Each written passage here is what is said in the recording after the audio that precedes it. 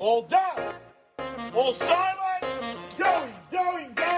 Gone. So congratulations. Welcome to the Current Market Insights podcast, brought to you by Harris Partners Real Estate. Each episode, we chat with real estate author and industry leader Peter O'Malley to discuss the current property market conditions and provide insights to assist you on your property journey. Hello and welcome to another edition of Current Market Insights. I'm your host, Ciaran O'Brien, and with me is Mr. Peter O'Malley. Peter. Ciaran, Happy New Year to you. Happy New Year to you, Peter, and a very happy New Year to our listeners. Given that we are now well and truly into 2026, I thought it might be a great chance for us to have a bit of a look at the year ahead in property. Obviously, we're not prophets, but we can talk about what the market looks like to start the year, what the kind of conditions are more broadly in our economy, in the real estate sector, in central banking, etc., and what are those things that are likely to influence how property operates this year. So if you're happy, why don't we just kick off with you, give us a bit of a sense of how 2026 has started in your eyes and where you think it's likely to go from here.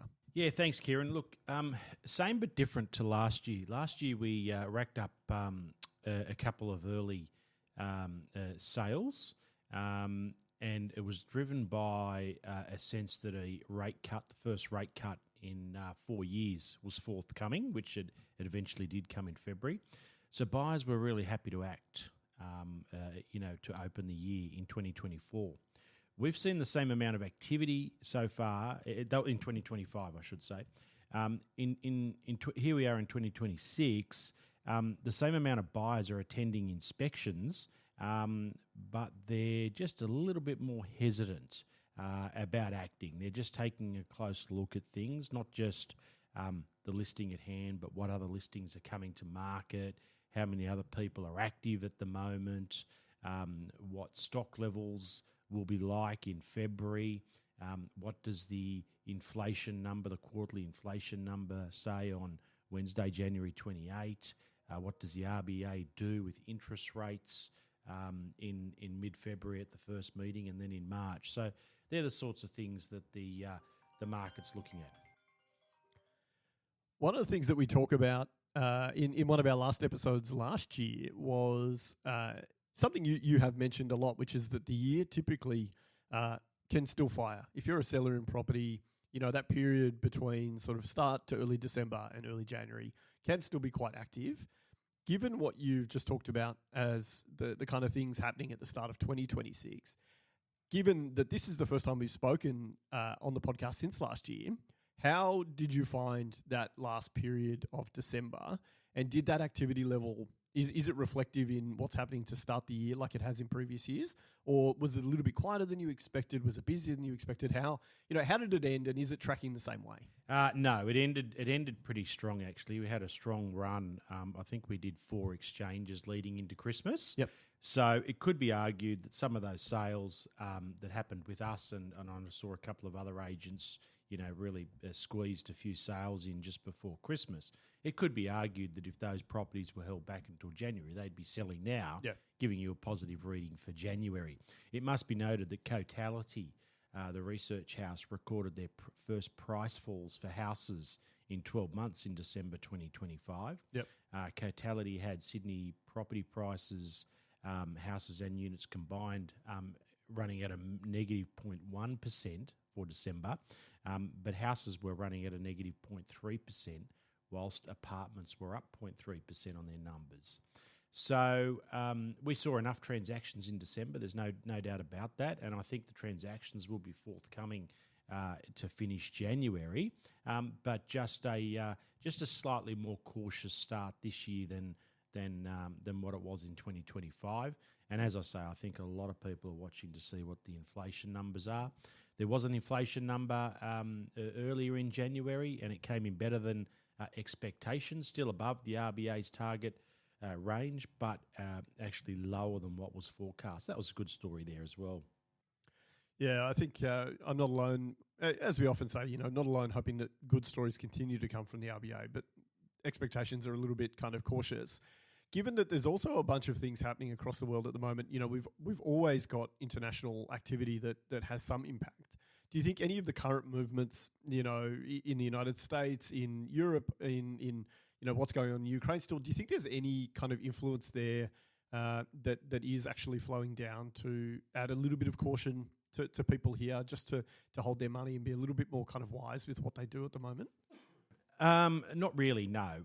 It's unsettling, but when you're talking about domestic real estate, I have, I was selling real estate, for example, during the Iraq War, and I thought that could be a really, really vicious event for the property market because of, people going to ground. But domestic assets that are far removed from the issues of the day is where people would prefer to have their money. The money's got to flow somewhere. Yeah. And those geopolitical events that thankfully at this stage are in the northern hemisphere, not the southern hemisphere, don't really play a role in how people operate in the in the local property market.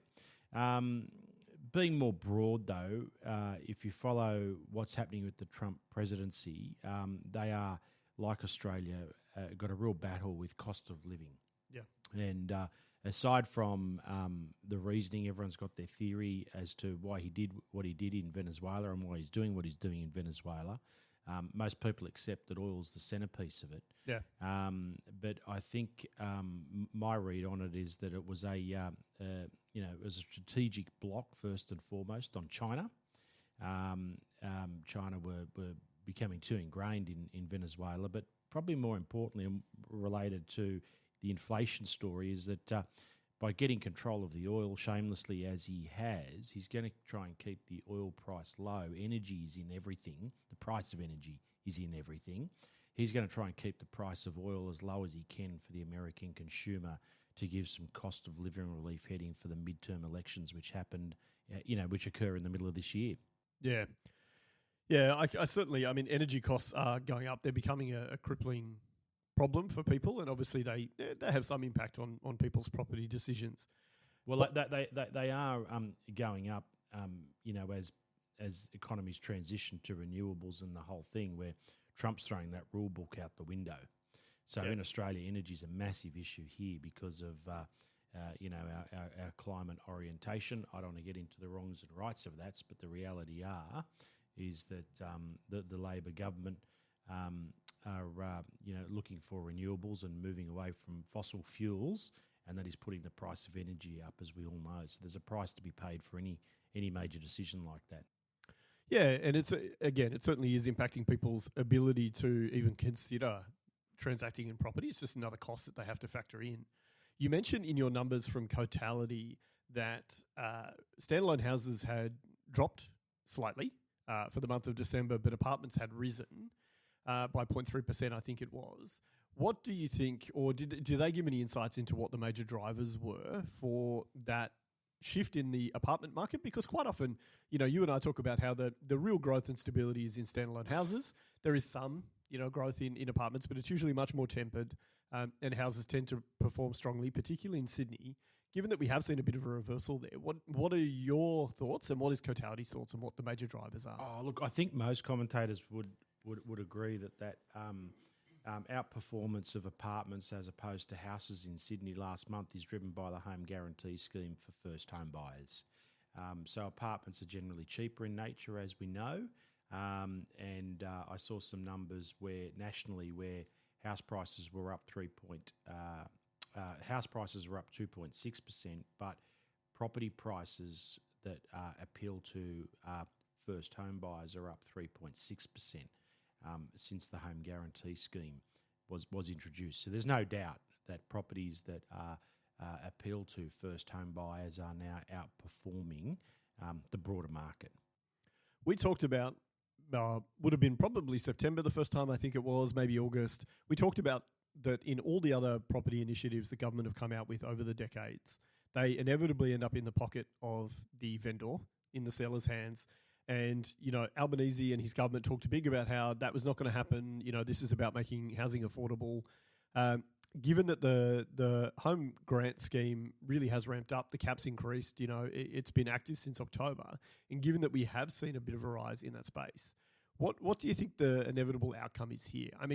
Does it get to a point where there just is no houses that are even eligible for this scheme within, stone's throw of major cities? Because it feels like that's what's going to happen in the long term. Oh, look, the government always reserves the right to then put the cap up. So at the moment in Sydney, it is 1.5 million. It's lower in other states or other capitals. So yeah, I don't think that's a major issue. There's no doubt. I've spoken before about how strong Western Sydney is. It's quite remarkable. Yeah. What is happening out there at the moment. You put a property on the market and you've got 5 offers at the end of the first weekend. There's no hesitancy from the buyers. They're just charging in. Yeah. Yeah, it's certainly wild. And you've only got to read the newspaper to see what's happening in Western Sydney. There's just queues of people out there spending money that I can't even fathom. Let's not even talk about the lack of infrastructure, et cetera, that concerns me about the whole thing. I guess given that there is so much growth in that affordable space, what happens from here? Where does the market go? Where do we go? I have three major points for the year, Ciaran, that'll determine where the market goes. I don't want to get caught in a forecast. I love your forecast, Peter. and have people say, yeah, you got it wrong. There's three primary signals and signposts that I'm encouraging anyone who asks my opinion on it to follow. That is, what are the immigration numbers? How does the employment market perform, or what's the unemployment rate? But employment market is a better way on that point to assess things rather than the unemployment rate, because if one has a $150,000 job, for example, and they lose that job to AI, and they go out and just to keep themselves meaningfully employed and swallow their pride a bit and take a $120,000 job below their pay grade and below their ability to stay gainfully employed, that person won't show up in the unemployment rate, but AI has impacted on their quality of earnings, and they're what we call underemployed. Yeah. And we've spoken before. I have friends, unfortunately, last year who lost their job. They were made redundant, and they're now gainfully employed again, but not necessarily on the same favourable conditions that they were. So it could be argued that they're underemployed. Yeah. So the three big ones are immigration, the employment market, and interest rates. When we come to interest rates, I think what you'll see come the quarterly inflation figures in late January, if they are too high, the RBA will be forced to increase rates. Yep. If they're at an uncomfortable level, which it's looking like they will be, at an uncomfortable level is inflation's running somewhere between 3.3 and 3.7, 3.3 and 3.8 maybe. Yep. The RBA will talk really, really tough and threaten it's out of our hands, we've got to increase rates, but not increase at that point and just hope that it settles.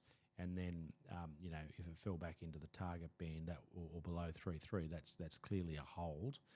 Most people accept in this cycle cuts are over and the next move is fully priced in as an increase, but the timing of the increase is debatable. And I think you'll see a lot of jawboning from the RBA where they're delivering a strong message verbally, but they're actually doing nothing from a policy perspective, hoping that the headlines that they create and the sentiment they create will see the consumer stop spending. I love that we've returned to the use of the word jawboning. This was prominent prior to Michelle Bullock taking over the RBA. That was pretty much what they were doing, and you can argue that was good or bad. Some would say that they jawbone too much and not enough action, and some could say the other way around. Yeah, correct. You've mentioned three pretty big things there. Obviously, we've talked about interest rates a lot, and you've given your thoughts. We're going to see what happens in the next 6 to 8 weeks as to whether or not we do go up or whether we hold, which, as we say, in current climates is still potentially a rise for some people. The other thing you talk about is obviously unemployment and underemployment, and fully acknowledge that I think we're, in my mind too, work from home has created this era of underemployment a little bit, or not created, but really amplified what was an existing problem. Before we wrap up, I'd love to just get your thoughts on where you think 2026 will go from the immigration side, and not politically, but more so that we talk about the supply and demand issue in Sydney is a massive problem and has been for quite some time. There's not enough house approvals coming in. We've had, rampant immigration for the last few years. Given everything that's going on, the current kind of, Australian geopolitical climate, what do you think is likely to happen and I'm not going to hold you to this, in the next 12 months or so in the immigration space, and do you think it's going to positively or negatively impact prices and even rental availability here in Sydney? Well, positive and negatively is in the eye of the beholder. So I'll stay away from positive and negative talks about its impact on property. I have a view that governments of both persuasions find immigration too tempting. And what I mean by that is rampant immigration allows you to essentially fudge the books or cook the books, where you can look like you've got an economy that's performing strongly because it's growing at a government level, but at a per capita level, people are going backwards. Yeah.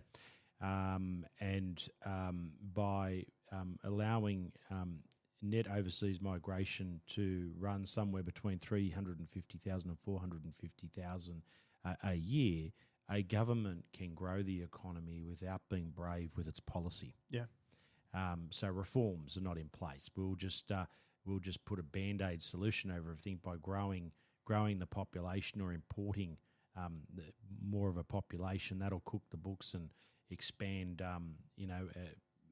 the government's coffers through taxation, etc., and the GDP, and we look like we're good economic managers, even though we're not.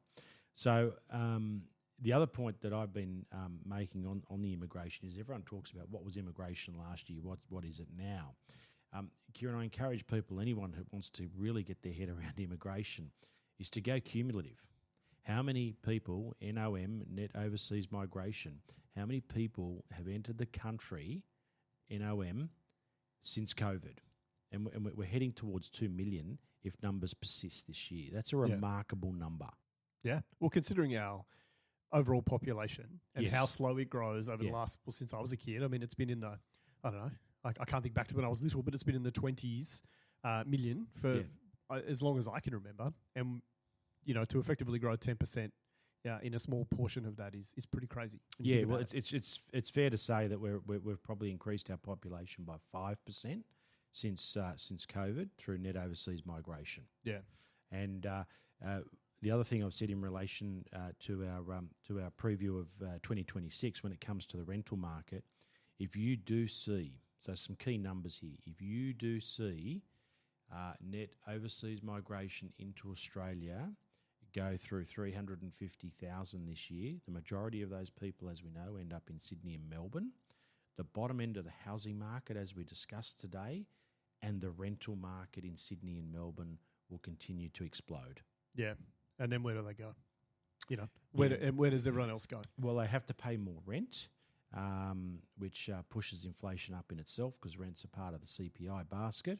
But the ability to save for a deposit is absorbed because they're having to pay more rent.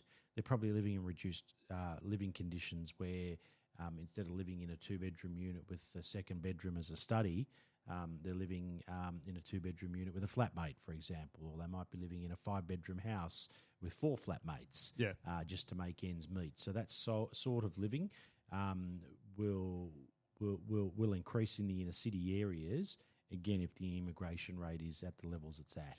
Well, and as we've talked about, at a time where potentially people are now more underemployed than they were previously, so they may have less cash available to afford these higher rents to kind of service their lifestyle, even if it's just a very modest lifestyle.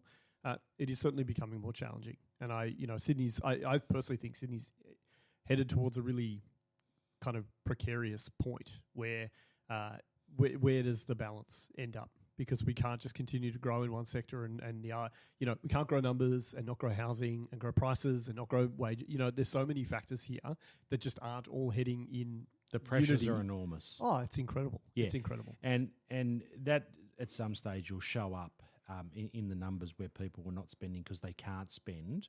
And I think the RBA will try and hold until they get to that sort of inflection point for the consumer and the household where spending collapses just to make ends meet so that they don't have to increase rates.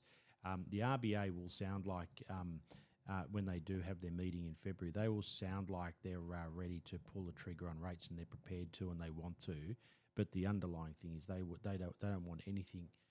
They couldn't think of anything worse than increasing interest rates at the moment. Yeah, they just want to put the fear into people that Correct. If you're not careful, this will happen. I warned you. They'll be cruel to be kind. Of course, yeah. Look, really great chat today, Peter. I think we've done a good couple of recaps recently about what is happening and all the changing market dynamics, but it's good to get a feel for what is, how the year has started and where we go from here. I certainly look forward to chatting to you again shortly, just to see if things are continuing the same, and hopefully we can get a better sense of where the RBA might go and what the kind of market sentiment is off the back of their decisions. So as always, Peter, I thank you for coming in to chat with us. Thanks, Ciaran. All the best. All the best to you, and thanks to everyone for listening to Current Market Insights. We look forward to speaking with you next time. Thanks for joining us on the Current Market Insights podcast, brought to you by Harris Partners Real Estate, the podcast providing real estate insights you won't find anywhere else.